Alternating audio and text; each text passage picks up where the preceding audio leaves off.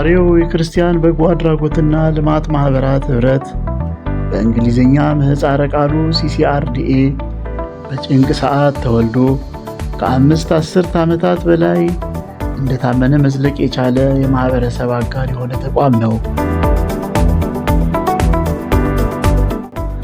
ሀገራችን በፖለቲካ ለውጥና ክብር ዝቅ በሚያደርግ ረሃብ ትንፋሽ ሲያጥራት ሕይወት ለማዳን በ12 የእምነት ተኮር ድርጅቶችና በአንድ የዓለም አቀፍ የልማት ተቋም እንደ ኢትዮጵያ ዘመን አቆጣጠር በ1965 ዓ.ም ተመስርቶ በጊዜው ከነበረው የመንግስት የእርዳታ ማስተባበሪያ ኮሚሽን ወይም RRC ጋር በመተባበርና የአንበሳውን ድርሻ በመውሰድ የምግብ፣ የመድኃኒት፣ የአልባሳትና መሰል አቅርቦቶችን በራሱ አቅም ባደራጀው መጓጓዣዎች ለተጎጂዎች ማድረስ ችሏል።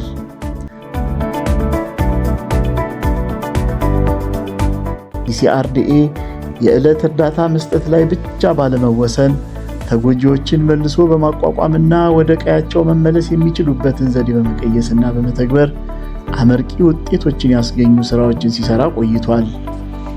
ዜጎቻችን በወሎ አካባቢ የረገፉበት ሰዓት ነበር። ያ ሰዓት በረሃብ ምክንያት ያን ረሃብ እና የተጎዱ ወገኖችን ለማየት ወደዛ የተጓዙ የሃይማኖት መሪዎች ተጉዘው አብረው ወደ ወሎ ሄደው ያለውን ችግር ተመልክተው እዛው ደሴ ካደሩ በኋላ ተመልሰው እዚህ መጥተው የመጀመሪያ ስብስብ ያደርጋሉ። በዛ የመጀመሪያ ውይይት ላይ የተገኙት 12 ቤተ እምነቶች እና አንድ ሴኩላር ኦርጋናይዜሽን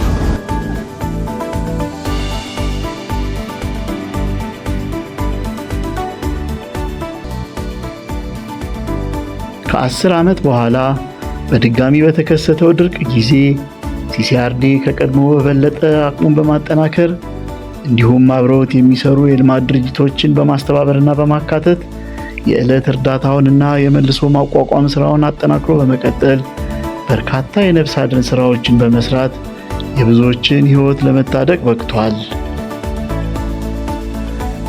ዛሬ CCRDA ከ500 በላይ የሲቪል ማህበረሰብ ድርጅቶች አባላት ያሉት ተቋም ሲሆን ለአባላቱም የአቅም ግንባታ፣ የትስስር፣ የአጋርነት እንዲሁም የፈንድ ማፈላለግ ስራዎችን በመስራት አባላቱ በሰብአዊ ድጋፍ፣ በጤና፣ በልጆች ወጣቶችና ስነ ጾታ፣ በአካባቢ ጥበቃ፣ በምግብ፣ በኤችአይቪ መከላከል፣ በውሃና ንጽህና፣ በመልካም አስተዳደር እና በዲሞክራሲያዊ ባህል ማበብ ላይ ለህብረተሰቡ ተጨባጭ ስራዎችን እንዲሰሩ እያደረገ ይገኛል።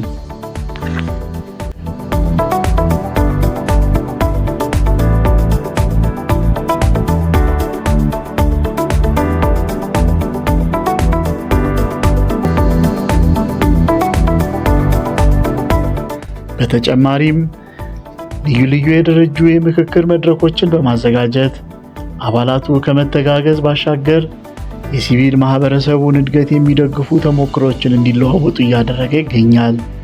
CCRDA የሲቪል ማህበራት ህብረትን በማደራጀት እና የጋራ ምክር ቤት እንዲቋቋም የበኩሉን ድርሻ በመወጣት የማህበረሰብ ለውጥና ልማት በሚነሳበት ሁሉ ከፊት የሚቀድም አንጋፋ ጥምረት ወይም ኮንሰርቲየም ነው።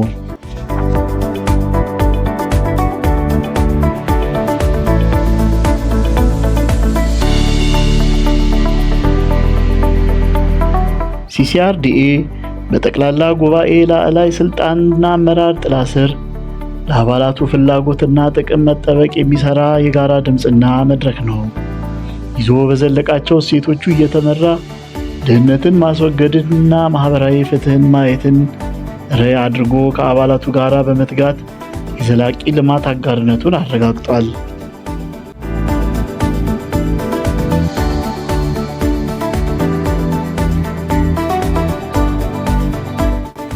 ባሳለፋቸው 5 አስርት ዓመታት ህልውናውን ጭምር የሚፈትኑ ተግዳሮቶች አጋጥመውት የነበረ ቢሆንም ፈተናዎቹን ጊዜው የሚጠይቀውን ምላሽ እየሰጠ ስራዎቹን በስልታዊ ዕቅድ እየቃኘና እያደራጀ ዘርፉን በማገልገል ላይ ይገኛል።